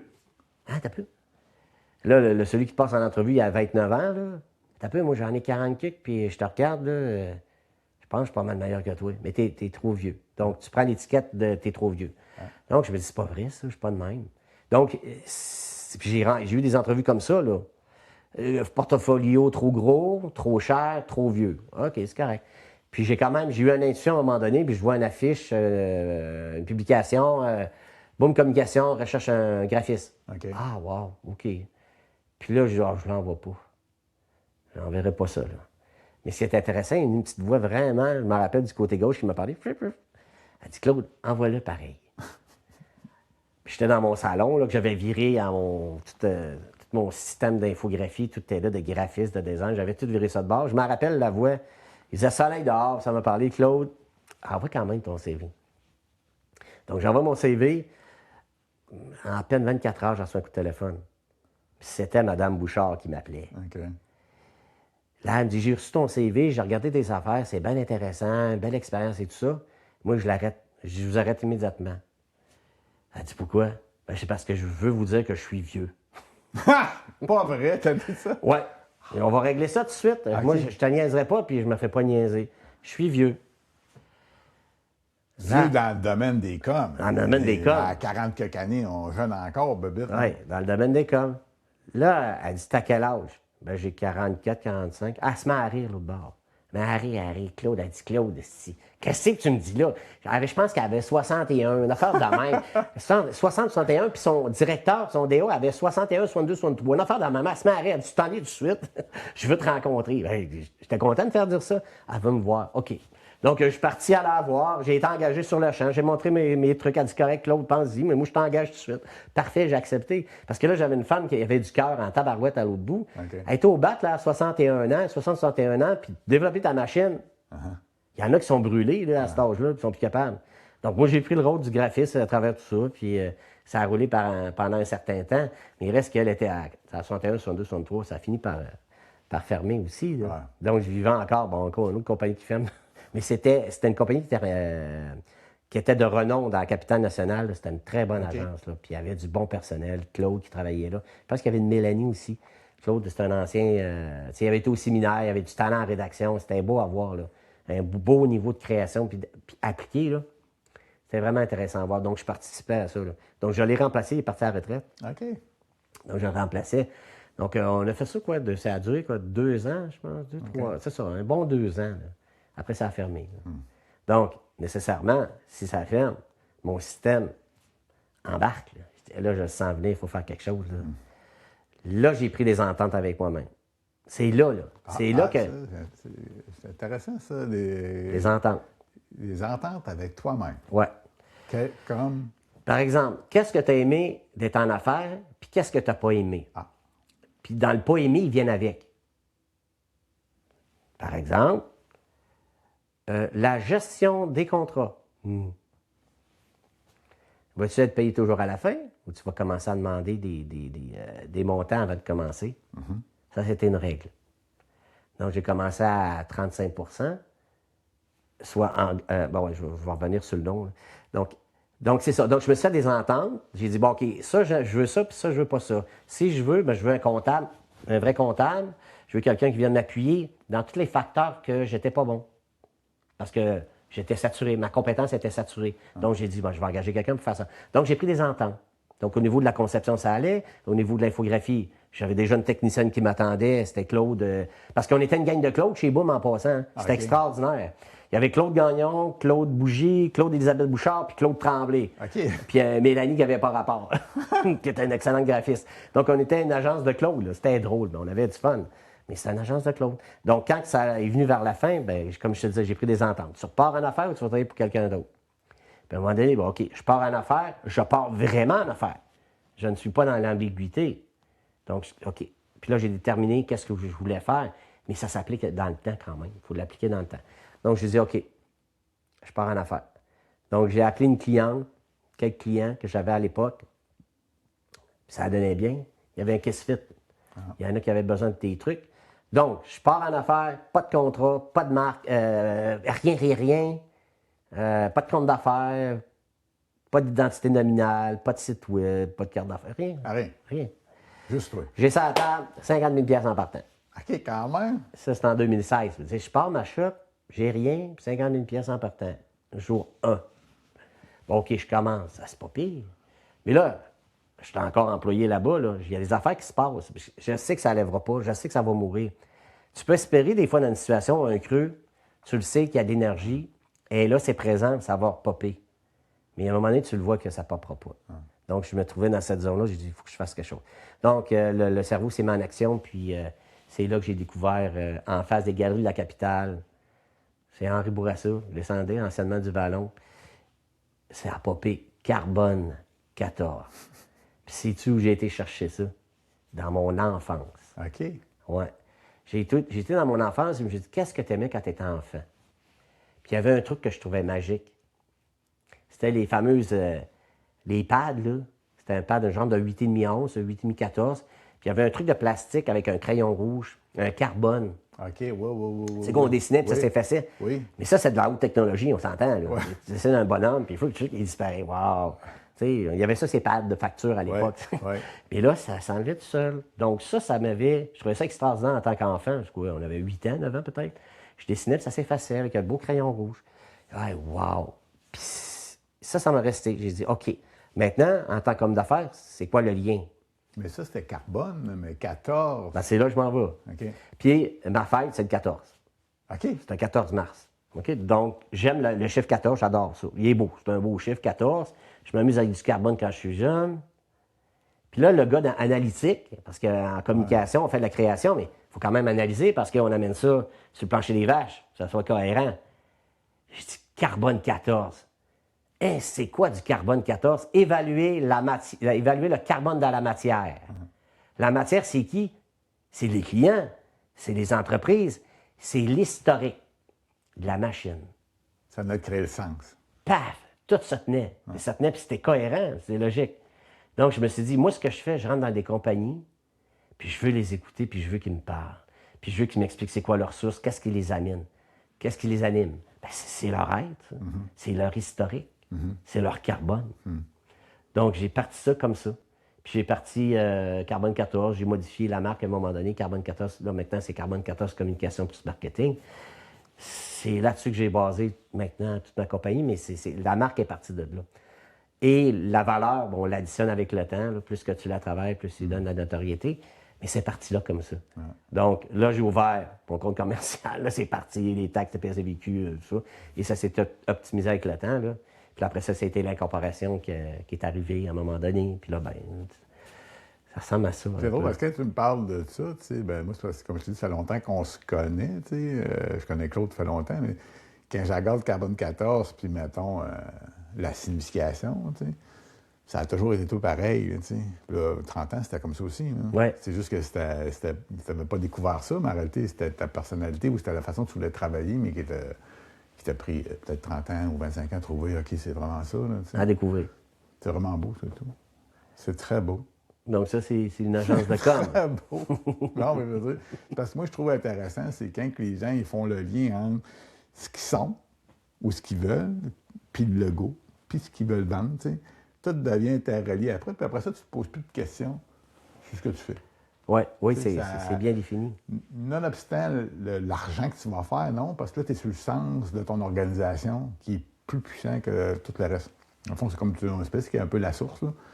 Fait que c'est vraiment intéressant. Je ne la connaissais pas toute l'histoire, moi, de ça. Puis je suis content de l'avoir. Je suis content de l'avoir, tu sais, parce que là, je comprends. Ah, OK. C'est vraiment intéressant. Mais là, ben, c'est ça. Après ça, ben, là, j'ai pris mon rôle de gestionnaire, tant soit peu la grosseur. Là. Donc, maintenant, je gère ma compagnie. Là, je suis l'homme d'affaires qui va aller faire des communications. Et j'ai ma petite équipe de travailleurs qui sont autour de moi, mes collaborateurs en infographie, en programmation, en rédaction. C'est une petite équipe, une grosse petite équipe, une grosse petite agence. C'est ça qu'on est, une grosse petite agence. Parce qu'on fait des trucs qu'on retrouve dans les grosses agences, mais qui coûtent extrêmement cher. Donc, moi, je l'ai réadapté pour des budgets moyens. Donc, on peut faire des... Tu sais, comme toi, par exemple, on a fait de l'analyse, là. Tu vas avoir ça dans des grosses agences, là. Tu n'as pas ça dans des moyennes, des petites agences, là. Donc, moi, j'ai adapté. J'ai vu des affaires qui étaient intéressantes. J'ai compressé ces approches-là. Puis ça reste une approche créative, abordable. Puis ça fait rouler la machine, puis c'est le fun. C'est très intéressant à comprendre. Pas parce que tu es une petite compagnie, tu ne peux pas être compris. Hein. Non, mais tu n'es pas une petite compagnie, c'est une grande entreprise. Ouais, moi, je suis une grande entreprise. Il y a un gars qui m'avait expliqué à un moment donné, c'était quoi la différence entre une grande et une grosse entreprise. Grosse entreprise, c'est beaucoup d'employés, tout ça, mais une grande entreprise, c'est que tu peux être 5 puis avoir une grande entreprise. Là. C'est parce que tu as trouvé l'essence de ce que ça allait vraiment, tu sais, que dans les grosses entreprises, on n'a pas. Fait qu'une c'est une grande entreprise parce que ça fait partie de toute ta vie, tu sais. Oui. Puis là, ben c'est ça, tu prends ton rôle, tu finis par prendre ton rôle, puis tu te libères. Donc, chiffre d'affaires pour chiffre d'affaires, je travaille moins, mais je fais autant. Donc là, c'est plus sage. Donc je délègue, on délègue, puis il faut déléguer, on apprend à déléguer aux bonnes personnes. On apprend à faire affaire aux bonnes personnes. Tu faire ça, t'as-tu un délai dans le temps ou parce que... La chose, pour ma part, c'est la créativité. OK. Donc, quelqu'un de créatif n'a pas une programmation. Tu ne deviens pas obsolète, là. Tu es très créatif, Stéphane, puis tu es en informatique, puis là, tu démarres un projet entrepreneur-compteur qu'on a fait ensemble. C'est très créatif. C'est quand qu'on arrête de créer. Puis c'est quand qu'on arrête de reconnaître la création. Parce qu'il faut reconnaître la création. Alors là, oui, OK, je pourrais fermer Carbone 14 demain matin, mais il y a quelqu'un qui va m'appeler, il dit « Claude, j'ai besoin d'une signature, d'un logo, d'un site web. » OK, c'est correct. C'est quand que ça arrête. Mais c'est beau voir la création. Oui. C'est beau voir la création chez les autres, participer à la création. C'est comme un leg. Moi, je le vois comme ça. Tu sais, dans ce que tu fais, tu lègues des choses. Hein? Oui, puis de voir des projets. J'en ai des projets, je pourrais te compter un cas, là. C'est pas un projet extraordinaire, mais c'est intéressant. C'est la flotte d'un client, une flotte routière, qu'on avait créée en 2009. OK. Avec mon ancienne compagnie, Hangar Urbain. On avait fait le design des camions. Puis en 2019, j'ai reçu un appel de l'ancienne propriétaire d'un de mes clients qui dit « Claude, elle me dit, ton design que tu as fait en 2009, on le fait participer à un concours 2019. » Quand on s'entend en communication graphique, en image de marque, 10 ans plus tard, c'est supposé être fatigué, là. Ouais. Donc, elle a fait... le fournisseur qui avait fait le lettrage a fait participer le design des remorques. On est arrivé 4e. OK. Donc, moi, je voulais être 3e. J'ai été fier d'être 3e. Mais d'arriver dans une panoplie de design à travers le Canada, puis c'était à Toronto, tu te dis, Criff, on arrive 4e sur le lettrage. Là, c'était beau, là. Ouais. Donc, je me dis, wow. Donc, la mission, en tant que créateur, moi, c'est ça, c'est de l'intemporel. Ça doit passer à travers le temps, ça doit être efficace. Ça a quand même une bonne valeur, les budgets qui sont reliés à ça. Ça peut partir de 500 $ à 100 000, 200 000, 300 000. Mais les grandes marques sont intemporelles. Hein? Oui. On le sait, les Apple de ce monde, je sais pas, moi, tu parles de Canadien de Montréal, il y a des marques. Go Boss, Toyota. Ça fait 50, 100 ans qu'ils sont là, mais c'est parce que la marque, la notoriété. Mettons, IBM, ça doit faire 75 ans, c'est encore le même logo, mais ça ne change pas parce que l'entreprise, tout est identifié à ça. Ça veut dire que ça a été bien fait au départ, ça a été la bonne chose. Oui, c'est ça. Donc, en création, ben là, moi, c'est mon secteur, c'est la création. J'ai de la créativité dans ma compagnie, mais je dois vendre la créativité. Ouais. Je dois vendre un message. Donc, il faut se connecter à cette bébite-là, la créativité. Là. C'est intéressant. On n'a pas parlé de créativité parce c'est un moment on pourrait peut-être parce qu'on a parlé beaucoup dans le podcast, mais comment tu la vois, toi, la créativité, ou parce que toi, tu l'appliques à tous les jours dans ce que tu fais, là, mais parce que les gens, ils disent, bon, OK, on met le mot créativité, mais à part d'où, là, comment est-ce qu'on la transpose dans quelque chose de concret? La créativité, c'est évolutif. La créativité d'un homme de 20 ans ou une femme de 20 ans, 30 ans, 40 ans, 50 ans, ça se module dans ta tête. Tu te connectes à ta créativité. C'est un canal. Puis moi, j'appelle ça, on se connecte dans le canal, puis on s'en va dans une zone que j'appelle une ouverture, un bassin psychique. C'est vraiment comme un bassin qui est ouvert. Là. Et puis là-dedans, ben, ta personnalité est là-dedans. Puis c'est le fouillis. C'est le fouillis. Il y a des ondes rationnelles, émotionnelles, puis là, ça se promène. C'est comme une soupe. Puis dans ta soupe, ben, il y a d'autres choses qui vont t'amener à créer des trucs. Donc, c'est d'avoir accès à cette soupe-là. Puis c'est intéressant. Puis là, après ça, ben, ça va avec ton éducation. Donc, tu cultives ta soupe. Puis c'est pas péjoratif, c'est positif. Là. Tout ton terreau là, que tu mets, ben, c'est là-dedans que tu vas aller piger. Puis nourrir ce terreau-là. C'est fondamental. Moi, je suis en création, ça veut dire que ça m'amène à regarder tout ce qu'il y a comme création. Regarder une bouteille de vin sur une étiquette, regarder une bague, regarder le monde, une voiture, un individu, comment il est habillé, comment il se comporte, comment son langage corporel agit. on doit être constamment en créativité. Puis un vrai créateur, il ne se force pas pour faire ça. Il est tout le temps là-dedans. C'est sa vie. Il respire la création, comme les artistes respirent. Parce qu'on n'est pas loin. Hein. L'artiste crée. Le créateur crée. L'artiste va faire un message philosophique, je pense, je vais y aller avec mes mots. Je vais y aller avec un message philosophique, avec une signification. Le communicateur, puis même les entrepreneurs, vont symboliser vraiment, ça va être rationnel. Je dois être calé dans ma créativité, créer une marque rationnelle avec une symbolique, une signification. Donc, c'est là, je te dirais, la différence. Mais quand on a accès à ça, il faut apprendre à jouer avec notre créativité. Donc, elle évolue. Ouais. Je te dirais, si je me rapporte à dire, je crée une signature à l'époque, je faisais une recherche vraiment rationnelle. Le nom, le mot, puis je partais, puis je faisais des recherches dans le dictionnaire, puis je faisais un historique. Ah oui, c'est ça que ça veut dire. Puis là, je faisais des liens, des petits dessins. Maintenant, ça a comme flippé. Je vais même y aller des fois par couleur. J'ai un logo, je le sens, je choisis la couleur.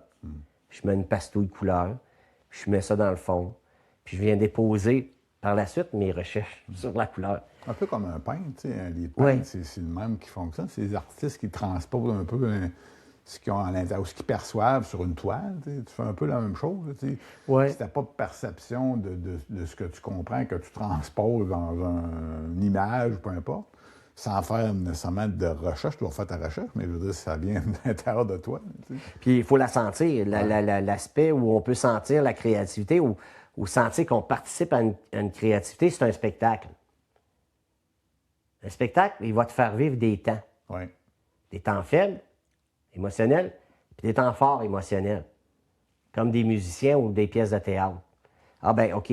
C'est vrai, t'es allé voir une pièce de théâtre, Éric et Emmanuel Schmitt. Oui. Tu te souviens? C'était en 2024, oui. Je pense, plus ou moins. Moi, j'étais à voir avec ma blonde. Mais avant, une petite histoire vite fait, puis c'est intéressant, parce que c'est là qu'on a basculé dans la créativité, dans le partage créatif. C'est ça que je veux dire par rapport au spectacle ou une pièce de théâtre. Je connais pas le bonhomme. Donc, en 2023 peut-être, là, j'ai un salon du livre à Québec. Ma blonde, elle me dit, Claude, on va aller au salon du livre à Québec. Puis elle voulait y aller avec mademoiselle Sophie, qui est sa fille. Parce que sa fille étudie en littérature, puis là, elle est peut-être en train de finir sa maîtrise. Là. Mais c'est deux bébites de lecture, qui aiment la littérature, qui aiment les romans et tout ça, puis c'est des piles de livres en plus finir ici, là, en haut, là, c'est incroyable. Donc, moi, je suis là, je suis naïf, on va y aller. Parce qu'il y a quand même de la créativité là-dedans. Oh oui. Écrire, il faut avoir la capacité de bien s'exprimer. Ça veut dire faire affaire avec son intelligence, mais faire affaire avec son imaginaire. Donc, je m'en vais là comme ça, observateur, mais ouais, on y va. Pas nécessairement intéressé, mais on va expérimenter parce que c'est ça, la créativité, on expérimente. Pas dire que ça va être intéressant, mais on ne sait pas. Donc, je m'en vais là, avec ces deux bébites-là qui aiment la littérature. On entre, et là, on visite le salon. Tout d'un coup, je vois Sophie, mademoiselle Sophie, qui s'exclame « Éric Emmanuel Schmitt, il est là! Je veux aller le voir! » Puis là, Nathalie dit « Ben, va le voir! » Là, elle se met dans le filet. Là. Puis là, je vois le beau bonhomme. C'est un beau monsieur, hein, tu sais. C'est un Belge, franco-belge ou un truc de même français. Ouais. Puis là, ça va prendre sa photo, clic. Puis là, je le rencontre, le bonhomme. Puis là, il commence à m'en parler. Ah, c'est intéressant. Hein. Puis c'est un grand créateur. Ah, oui, je ne savais pas que c'était un grand créateur. Oui. Là. Cinéma, télévision, romancier. Puis là, à un moment donné, c'est là qu'on se rejoint, c'est qu'elle achète des billets. Son spectacle qu'il y avait à Québec en 2024, c'était Madame Peninska et Secret... Peninska et le secret de Chopin. C'est ça. Bon, OK. Là, OK, elle a des billets. On va y aller. Bon, OK, je sais que c'est monsieur qu'on a vu au Salon du Livre. On s'en va là. C'est là que c'est intéressant. C'est vraiment intéressant. C'est le partage de la créativité qui nous a transmis là. Donc, on s'en va là, s'asseoir. Tu as dû vivre la même émotion. Il y a deux choses sur le stage. Il y a M. Éric, puis il y a son pianiste. C'est Nicolas, ma blonde me dirait, c'est Nicolas... Comment c'est un grand pianiste. Un grand pianiste de renom, là. Stavès, je pense. Nicolas Stavès. Je ne connais pas, mais je me souviens As-tu toute réserve? Donc, c'est une autobiographie, cette pièce-là, en passant. Oui. Donc, il nous a emmenés dans son monde. C'est ça la chose, c'est qu'un créateur va nous emmener dans son monde. Lui, c'est un rappel de son adolescence, qui allait prendre des cours, hormis sa formation. Mme Pelinska allait y montrer à jouer du piano. Mais la créativité, c'était pas de taper sur le clavier, frapper sur le clavier parce que c'est ça qu'il voulait. Elle lui a montré la créativité. C'est-à-dire, elle lui a demandé, Éric, va dans un parc, écoute le silence. Éric, va dans un parc, écoute la pluie. Éric, va dans un parc, ramasse une fleur sans la dommager. Mais c'était quoi le lien, la corrélation entre les... Parce que c'est ça qu'on fait en com. C'était quoi la relation entre le clavier, qui tape sur le clavier, et le lien d'écouter ce qui se passe. Elle lui a fait découvrir la douceur, la sensibilité. Puis dès lors qu'il avait compris cet aspect-là, il pouvait taper sur le clavier, ou frapper, ou déposer, ou y mettre des émotions. Parce qu'un clavier, c'est sensible. Là, c'était la plus belle corrélation qu'elle ne pouvait pas faire. Mais comme il avait dit, Mme Pelinska était aimante comme un cactus, là. Elle n'avait pas d'allure, cette bonne femme-là. Mais il l'interprétait super bien. Donc, moi, ce que j'ai aimé là-dedans en tant que créateur, c'est qu'il m'a amené dans sa création. Puis ça, c'est une pièce qui m'a marqué, là. Puis ce livre-là, c'est quand même une histoire. Il a écrit un livre là-dessus, je pense qu'il est sorti en 2018 ou au Canada en 2020, je ne sais plus trop, là, de ce que ma blonde m'avait dit, là. Donc, c'est un grand créateur. Donc, la créativité, il faut s'associer à des gens. Ben, s'associer, on s'entend. Partager leur créativité et ça va faire monter la nôtre. Puis ça va la faire vibrer. Je veux dire vibrer parce qu'elle vibre en dedans. Moi, c'est la meilleure pièce que j'ai jamais vue au monde. Donc, moi, j'étais un peu comme ça aussi, mais plus par rapport... J'ai bien aimé la pièce parce que moi, je trouvais qu'il y avait beaucoup de vocabulaire. Tu sais, quand il est articulé, il y avait une mémoire de fou, tu sais, pour tout ce qu'il dit, ce qu'il avait à dire aussi, parce qu'il y a du stock là-dedans, là. Mais moi, ce que j'admire surtout, c'est c'est comme quand les artistes, moi, je l'avoue beaucoup, ceux qui allument ma créativité, maintenant, c'est les artistes. Puis j'ai découvert ça sur le tard. Quand je vais avoir un show de musique, là, je capote à chaque fois parce que là, je dis comment est-ce qu'ils font pour tout orchestrer leur... Tu sais, puis ils font de la musique à 15, à 20, à 12, et puis là, tout marche. Harmonisé. Tu sais, c'est ça qui est captivant, puis ils ont un message en plus à dire, tu sais. En tout cas, moi, j'ai une part d'artiste en dedans de moi aussi, qui vient me chercher. Mais quand je suis dans ce... Quand je vais voir un artiste, c'est souvent là que j'ai des grandes idées. Oui, c'est ça. Ça loue un canal en dedans de moi. Tantôt, tu parlais de la soupe, là. Ben, ça vient ouvrir mon bol de soupe. Là, je suis là, qui a ça, il y a ça, il y a ça. Puis je sors de là, je réinvente mes affaires. En tout cas, mais je fais peut-être pas, mais ça... C'est vrai que quand tu rentres dans des moments de créativité, des spectacles, c'est là qu'ils vont t'amener souvent. Là, moi, c'est... Peu importe l'artiste ou la pièce de théâtre que je vois, ça fait cet effet-là sur moi. Mais sais-tu pourquoi? Ça alimente la créativité. Mais il y a une raison. Puis cette raison-là est extraordinaire. Il faut l'appliquer après quand on a conscience de cette raison-là. C'est que tu t'en vas là dans l'innocence. Il n'y a pas de barrière. Tu es ouvert, tu es prêt à accueillir l'autre qui va faire partager qu'est-ce qu'il a réalisé. Comme Éric Emmanuel Schmitt a réalisé une pièce, il nous l'a fait vivre. Dès que tu comprends ce processus-là, quand tu vas t'asseoir chez toi, dans ton bureau, ce qui est intéressant, tu te reconnectes à ça. Puis moi, ce que j'aime de la créativité, il n'y a pas de frais. C'est vrai. Ça coûte rien. Excellent. Donc, tu peux rouler en Mercedes si tu veux, en Rolls-Royce, tu peux avoir une maison d'1 million, tu peux voler dans les airs, tu peux aller dans l'espace, il n'y a pas de conséquences, tu peux respirer toujours, là. Puis tu peux imaginer plein de trucs. Donc, prenons conscience que quand on va là, ben, laissons-nous libres. Puis des auteurs comme ça nous permettent de rentrer dans leur créativité puis d'être libres dedans. Et là, après ça, il faut superposer ça. Il faut prendre conscience, il faut mettre le chapeau du créateur. Puis ça, c'est une habilité. Toi, tu l'as toujours eu. Puis là, tu en prends conscience, puis tu dis, je vais utiliser cet outil-là. Puis il y a des enfants qui naissent avec cette créativité-là incroyable, cette connexion-là, puis ils l'utilisent.